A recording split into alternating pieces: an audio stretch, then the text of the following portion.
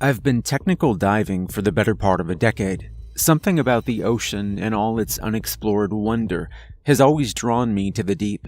An entire, uncharted, alien world lurks just beneath us, just waiting to reveal its mysteries to those daring enough to take the plunge.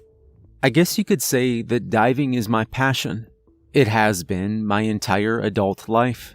Now, I can't even bring myself to go near the deep end of the pool without having a panic attack.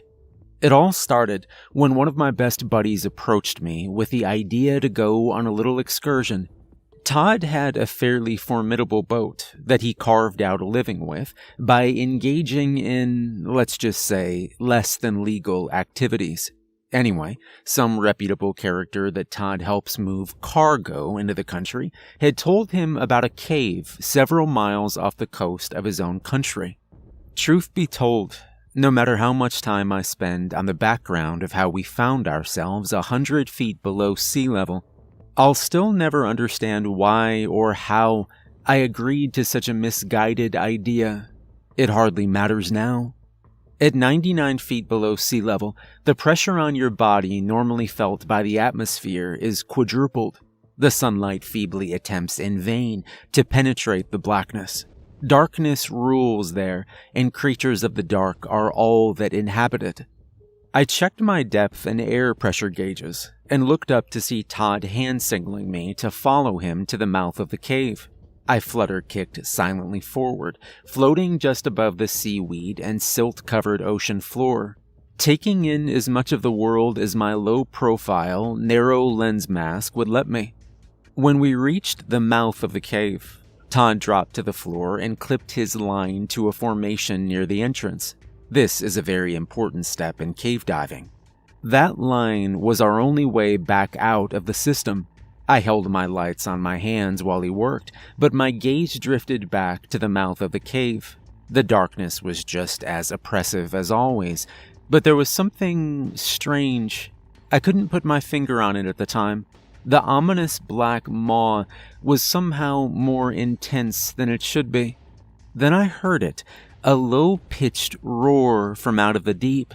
A thunderous echo sounded from so far below, it was a whisper by the time it reached us. That's the strange thing about hearing when you dive that far down. You don't just hear, you feel. You feel it in your chest, in your bones. The noise echoed through me, and I felt my stomach drop. We hadn't come this far for nothing, though, and we dutifully pressed on. Todd held the line and made entrance first, and I followed behind. My hand trailed along the line as it unfurled. With graceful strokes, we kicked only about 30 to 40 feet into the system before my light caught a silver glint out of the backdrop of darkness and neutral-toned rock formations. Todd signaled that he saw it as well, and we stopped. Kicking myself over to it, the narrow beam cast itself on the object. The eerie silence was broken only by the soft rhythmic beat of our exhales as we bubbled up to the roof of the tunnel. The glint revealed itself to be a scuba tank half buried in the silt. Many cave divers bring along spare safety rigs. Last thing you want when you're 100 feet down enclosed by a rock ceiling is to run out of air. But who would leave this behind? We clipped it off to our line with the intention of taking it back out with us when we made the return trip. Delving deeper into the system, we came across our first fork. Todd signaled to me.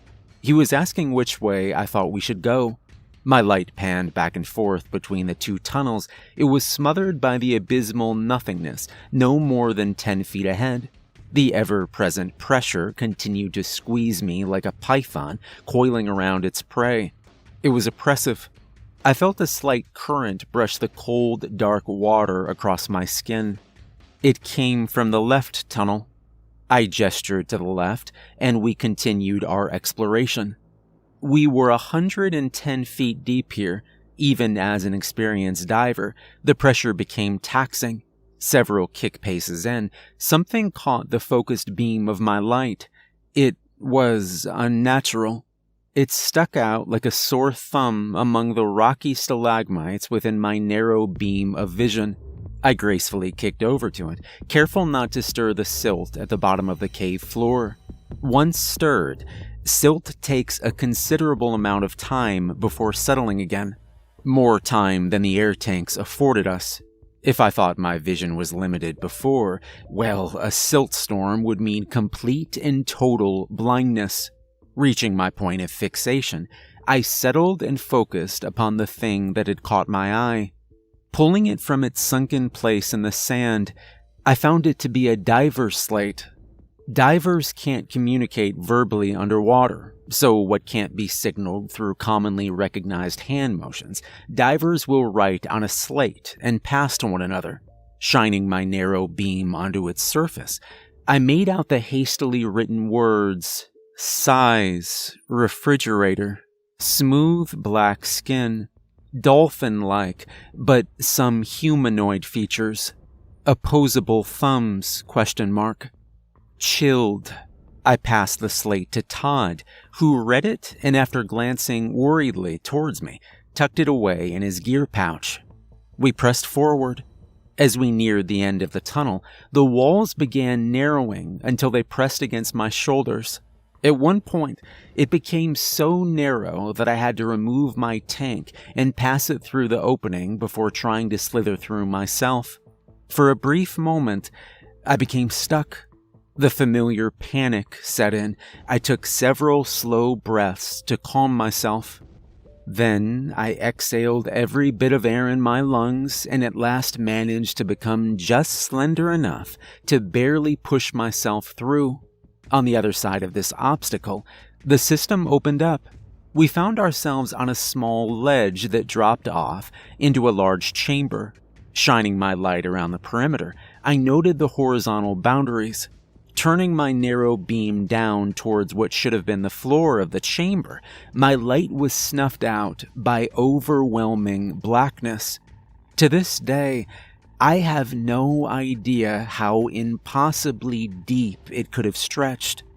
I settled down to the bottom of the ledge to peer over the edge. The moment my knees touched the sand, I realized my right knee was landing on something hard. Reaching into the sand, I grabbed at it and pulled it from its burial place. It was a video camera. Clearly a high-end one, too. Whoever made it this far before must have wanted to document their expedition. Fumbling with the buttons, I switched it on and positioned my light on the playback screen so I could see the last recorded video. The video started, and I recognized the site of the obstacle we just pressed our way through. The frame reached the end of the ledge we now found ourselves on, and then began panning around the room. It's eerie to watch a video underwater. With no sound, it had all the effect of a silent horror film. The déjà vu sense I had seeing the surroundings that I was currently in didn't put me at ease.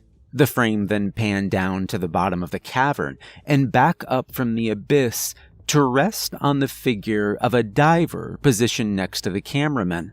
Clearly it was the dive buddy of whoever was shooting. The diver in the frame looked toward the camera when suddenly a strange dark figure shot across the frame and out of view. At first, the diver appeared just as he was a moment before. Then, he clutched his throat. He clasped both hands to his neck as if he was choking. Then, wisps of dark red blood stretched out from around his grip, like malevolent fingers spreading their reach across the dark water. The figure rocketed across the frame again from a new direction, and out of sight. The diver's mask and regulator were gone now, and so was a large, haphazardly torn portion of his face. The camera frame shook in obvious shock as the blood swirled violently, dyeing the water in view. The still twitching body floated limply forward until the figure rocketed by again, and it was gone, dragged down into the black. The frame peered over the ledge until it was smacked violently, and the screen turned black. Out of the silent nothingness, a roar exploded into being. Startled, I dropped the camera. To my left, Todd motioned to go back the way we came. Kicking with all my might, I made it back to the narrow passageway and began the arduous task of shoving myself through. Barely getting through the obstacle once again, I turned to help Todd. He passed his tank through to me, and I grabbed it. He fit his head, then shoulders through in a panicked hurry. His body filled up the entirety of the passageway, and I could see only his head poking out through the rocks. But before he could gain any more ground, his head jerked in a sickening way. Bubbles exploded from his regulator as he screamed in pain. Blood seeped through the opening and began staining the water red. Helplessly, I tried to tug him through, but as I pulled, I felt something pulling back the other way. Todd's regulator flooded the chamber with purged air bubbles as his screams of pain propelled them violently towards the roof of the tunnel. The regulator dropped from his mouth, and his head dropped lifelessly down. Horrified, I realized whatever that godforsaken thing was, it was on the other side. The lifeless corpse of my friend was the only thing barring it from pursuing me. The aquatic roar sounded loudly as more blood poured into my side of the obstacle. I realized this was my chance. It is with shame I admit that I left my friend there so I'd have time to make my escape. My heart pounded as I swam with all my might to the mouth of the cave system. Foolishly, I made an emergency ascent to the surface, not stopping to decompress. It was worth the risk of the bends just to get the hell out of that damn water. It's been a month since then. I finally recovered from the bends after spending what felt like forever in a hyperbaric chamber. I can no longer bear the thought of swimming, let alone diving. I can't even explain why. All the proof I had of that wretched thing is buried in that cave with the body of my friend. I couldn't keep this to myself. I barely cling to my sanity as is. I had to tell someone. Somehow. So, I'll post this here. Hopefully this will be a warning to all those seeking the mysteries of the deep.